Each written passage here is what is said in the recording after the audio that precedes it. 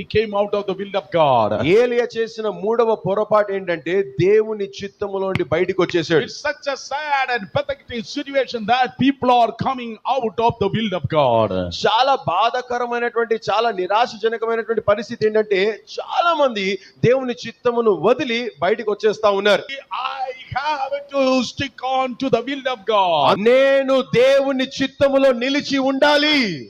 Otherwise it is dangerous, my brothers and sisters. లేని పక్షాన అది మనకు ఎంతగానో ప్రమాదకరంగా మారుతుంది ప్రియ సోదర సోదరులారా. Once if you are moving away from the will of God, you are moving away from the protection of God and the provision of God. ఏ క్షణానైతే మీరు దేవుని యొక్క చిత్తమునకు దూరం అయిపోతారో అదే క్షణాన దేవుని యొక్క సమకూర్పునకు దేవుని యొక్క సంరక్షణకు కూడా మీరు దూరం అయిపోతారు. Once if you are under the will of God, which is called heavenly umbrella, you are safe and secure. పరలోకపు గొడుగు అని పిలువబడుతున్నటువంటి దేవుని చిత్తములో మీరు ఉన్నంత కాలము మీకు క్షేమము కలుగుతుంది, మీకు భద్రత కలుగుతుంది.